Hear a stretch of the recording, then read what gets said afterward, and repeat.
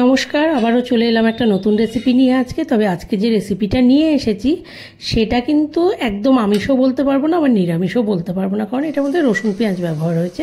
আবার এটা মাছ মাংস বা ডিমের কিন্তু রেসিপি না, এটা হচ্ছে বেগুনের রেসিপি। আপনারা কি দেখে আইডিয়া করতে পারছেন এটা কী রেসিপিটা? নমস্কার, আমি মৌমিতা, চলে এলাম আবার একটা নতুন রেসিপি নিয়ে আজকে মৌমিতার হেসেল চ্যানেলে। তো আজকে যে রেসিপিটা করে দেখাচ্ছি এটা হচ্ছে বেগুন বাসন্তী। বেগুন বাসন্তী আমি জানি আপনারা সবাই অনেকবার খেয়েছেন। তা আমি কিভাবে বানাচ্ছি, একদম ইজিভাবে বানাবো, খুব কম ইনগ্রিডিয়েন্টস দিয়ে, সেটাই আজকে আমি করে দেখাবো। কিন্তু তাহলে সবাইকে বলবো রেসিপিটা একটু পুরোটা দেখতে থাকুন কিভাবে বানাচ্ছি। প্রথমে বেগুনগুলোকে কেটে নিতে হবে, কিন্তু দুদিকটা কেটে নিচ্ছি, নিয়ে আর যেহেতু আমার বেগুনগুলো আপনারা দেখতে পাচ্ছেন একটু বড় বড় সাইজের, তাই আমাকে কিন্তু মাঝখানে একটা ফালি দিয়ে নিতে হচ্ছে। আর যদি একদম ছোট বেগুন পান তাহলে খুবই ভালো হবে, তাহলে গোটা বেগুনগুলোকে জাস্ট দুফালি করে নিয়ে রান্নাটা করলে দেখতে ভালো লাগবে আর কি। বেগুন কাটা হয়ে গেল, বেগুনগুলো ভালো করে জল দিয়ে ধুয়ে নেব, নিয়ে নুন হলুদ মাখিয়ে কিন্তু ভেজে নিতে হবে। বেগুনগুলোকে ধুয়ে নিচ্ছি আমি ভালো করে, একটু জলে ভেজানো থাক। এদিকে কড়াইতে আমি এখন দিয়ে দেবো সর্ষের তেল। গ্যাসে কড়াই বসিয়ে দিয়েছি, কারণ হচ্ছে বেগুনগুলোতে নুন হলুদ মাখিয়ে কিন্তু বেশিক্ষণ রাখা যাবে না, এই কারণে। এই যে দিয়ে দিলাম নুন, আর পরিমাণ মতো হলুদটাও দিয়ে দেবো। দিয়ে এটাকে এখন ভালো করে মাখিয়ে নিয়ে ভাজতে হবে। কিন্তু নুন হলুদটা মাখিয়ে সঙ্গে সঙ্গে ভাজার কারণ হচ্ছে বেগুনের যদি জল ছেড়ে দেয় তাহলে কিন্তু বেগুন ভেঙে যাবে গিয়ে, আর এই রান্নাটার ক্ষেত্রে বেগুনটা ভেঙে গেলে দেখতে ভালো লাগবে না, খেতেও ভালো লাগবে না। এই যে দিয়ে দিলাম বেগুনগুলো, দেখতেই পাচ্ছেন বেগুনগুলোকে এবার লাল লাল করে কিন্তু ভাজতে হবে। তেল গরম হয়ে গেছিলো, তেলে দিয়ে দিয়েছি। এবার বেগুনগুলোকে একদম লাল লাল করে আমি ভেজে নেবো, কিন্তু দুপিট এপিট করে নিয়ে ভালো করে ভেজে নিতে হবে বেগুনগুলো। সরি, একটু ক্ষমা করবেন আমাকে।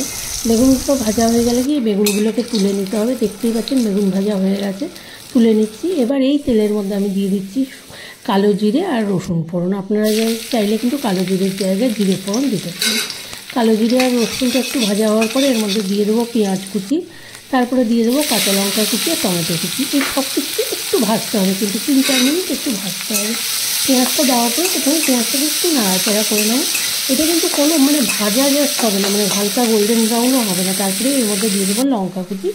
আমি এখানে 6টা লঙ্কা কুচি দিচ্ছি, লাল সবুজ 2 রকমের লঙ্কাই আমি দিয়েছি। আর দিয়ে দিলাম ছোটো সাইজের একটা টমেটো কুচি।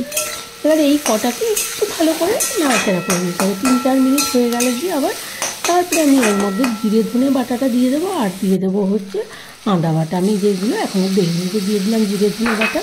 এবার এর মধ্যে দিয়ে দেবো হচ্ছে আদা বাটাটা, দিয়ে আবার এটাকে একটু সময় কিন্তু কষাতে হবে। যেভাবে দেখতে পাচ্ছেন একটু কষিয়ে নিতে হবে, কিন্তু মশলাটা একটু কষানো হয়ে গেলে দিয়ে এর মধ্যে আমি দিয়ে দেবো পরিমাণ মতো নুন আর হলুদ, যেটা আমি এখনও রান্নায় দিইনি, কিন্তু ব্যবহার করা হয়নি। পরিমাণ মতো নুন আর হলুদটা আমি এখন দেবো এই রান্নার ক্ষেত্রে।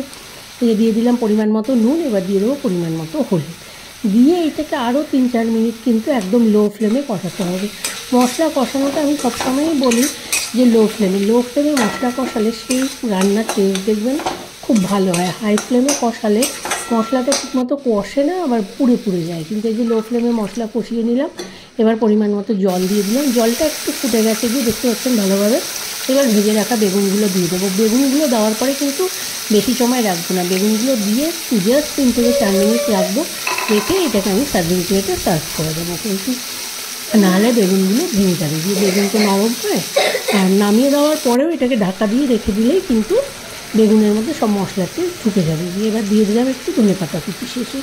আপনারা চাইলে এটা দিতেও পারেন, না পারেন, এটা কিন্তু অপশনাল।